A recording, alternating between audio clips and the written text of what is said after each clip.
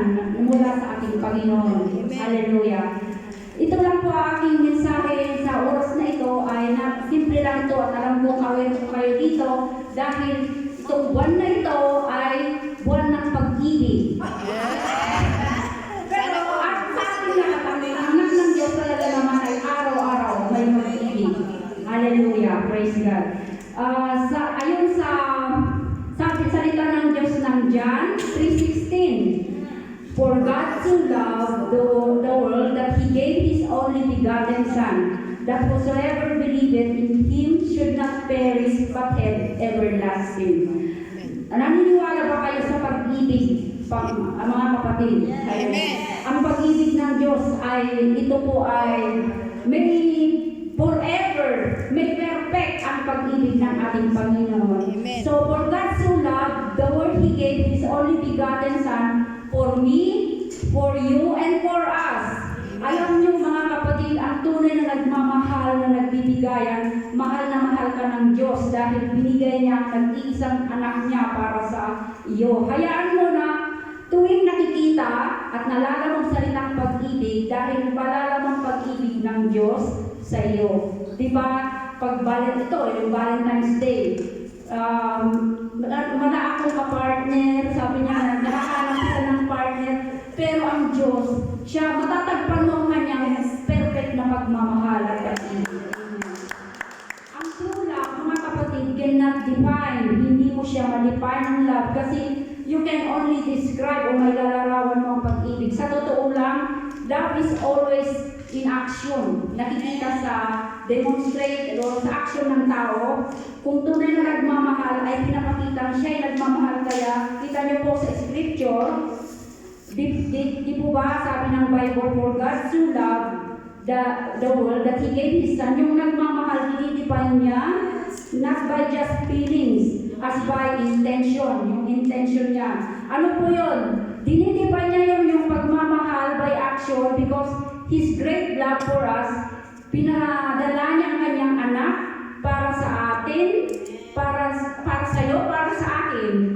To die on the cross, ito yung isa sa pinakamalaking sacrifice na the God of the heaven and earth na came as a human. Yung magkatawang tao siya na as a human being just to die for you and for me. Na siya yung ang tawag dito, siya po yung nagbayad ng ating mga kasalanan. This is the greatest gift for us. Yung pagmamahal ng ating Panginoon. Akala natin, ang pagmamahal ni Jesus Christ na sa cross, that's the ultimate. Yung ultimate na yun po ay yung death and resurrection. Pero before He died, pinakita niya kung paano niya tayo kamahal. Ano po yun? That He is ready to take away or lahat ng ating mga kasalanan, lahat ng ating mga takot, at yung mga ating kahinaan as long as you are willing to come, Jesus. Hallelujah. Siya po yung author natin at creator of love.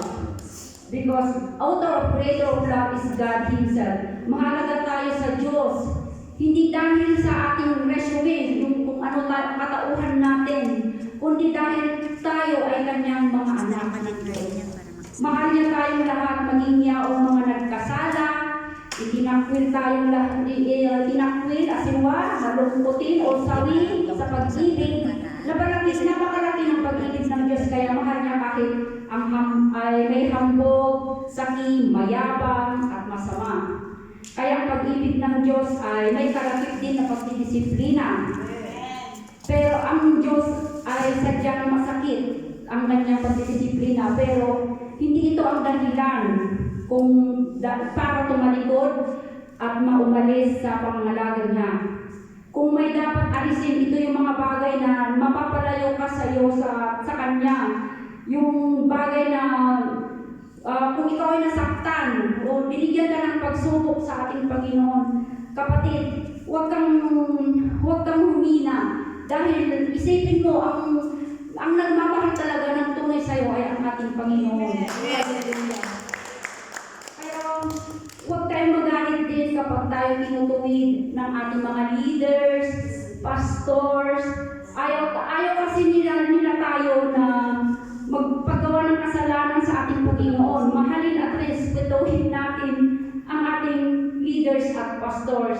Dahil sila po yung nag-aalaga sa atin, nagpe-pray para sa atin. Di ba? Kaya nga ito, dito natin nakikita kung talagang mahal natin ang Diyos at mahal din natin ang mga leaders. Tayo ay nawalan tayo ng church building. Pinagpe-pray na tayo ng mga ating pastor na huwag tayong mawatak-watak. Dahil gusto niya tayo ay makikita niya tayo na sama-sama tayo. Amen. Hallelujah. Kaya, pagpapatuloy tayo ng mahalin natin ang bawat isa na dahil sa pag-ibig ng ating Panginoon na dumagaling sa atin. Hallelujah. May mga tao na mahirap na mahalin. Yung gaya ng sinabi ni Sister Julia's exhortation kagabi, ang ganda ng kanyang mahalin natin ang kapwa natin. Totoo yun, pero just to ignore lang, huwag natin papatulan. Wala tayong mapapala doon. Ito ay dahil sa dakilang pag-ibig na ayon sa 1 Peter 4:8, na una sa lahat ay maging malinas kayo sa inyong pag-iibigan sapagkat ang pag-ibig ay nagtatakip ng karamihang kasalanan. Amen.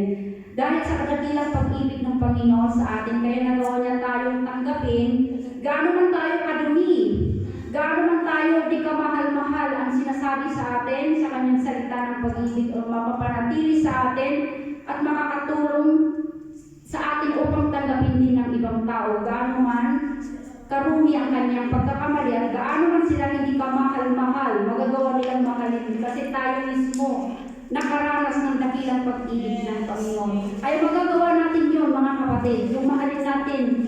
Kasi yun ang pinamana sa atin ng ating Panginoon ang pagmamahal ng bawat isa sa atin. Kahit sa kabila ng ating pagkukulang.